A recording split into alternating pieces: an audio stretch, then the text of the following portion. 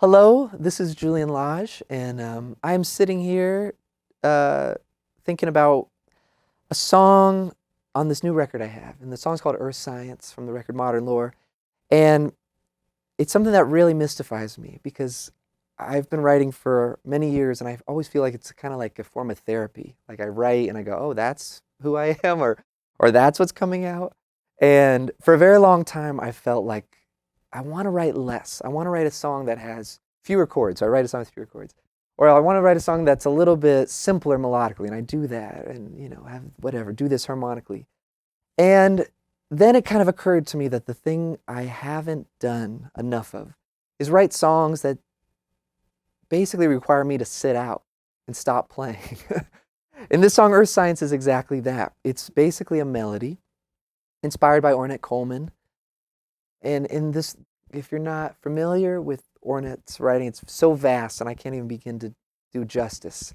But one of the great tenets of it is that it's very melodic and it often isn't tethered to chords per se. In the case of Earth Science, here's what that melody is. That's it. It's something that Nels Cline would call a squib, something that kind of ignites, the music. And as far as how it was written, I had a challenge to write a bunch of these for myself, and I went to a coffee shop in Nashville, visiting my friend Chris, and I just wrote them with pencil and paper. And I don't have perfect pitch, so a lot of times what I write doesn't. When I go to play it, I realize I was off by many notes. But every so often, there's something that's cool. So I don't know if this is what I meant or not, but when I went to play it, it sounded like this.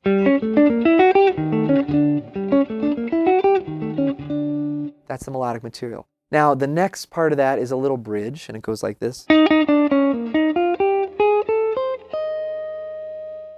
I play the first material again.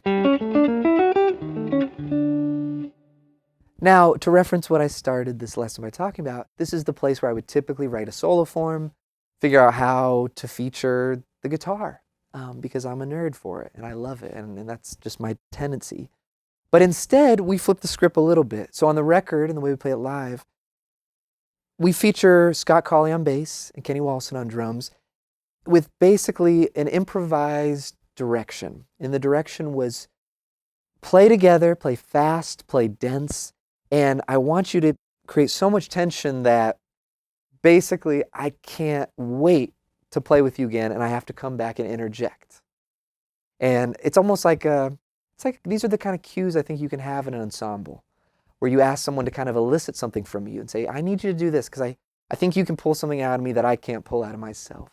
And that's fascinating. All the great band leaders, I think, are hip to that, and I aspire to learn how to do it. In this case, I have a big parameter, which is I can only play those notes. So if they get me excited and they do something, they play a theme, I can't respond. All I can do is come back in with...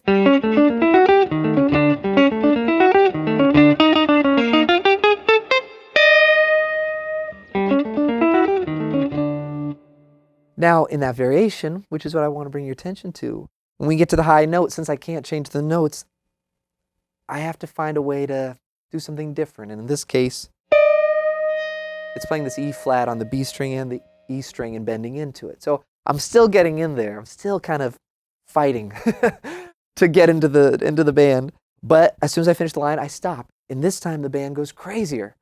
And on the record, we have some overdubbed arco playing by our bassist Scott and kind of like noise. And it's this cacophony.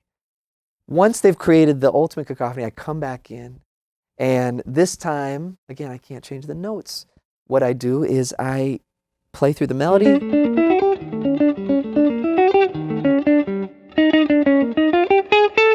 when I get to this final note, I just hold it a lot longer in kind of a alternate picking frenzy.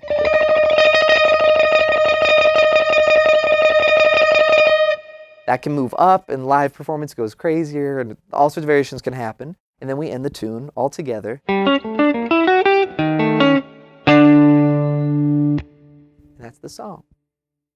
I hope I write more songs like this. And I'm really amazed by what a great band can do and also how effective the music can become when I stop playing.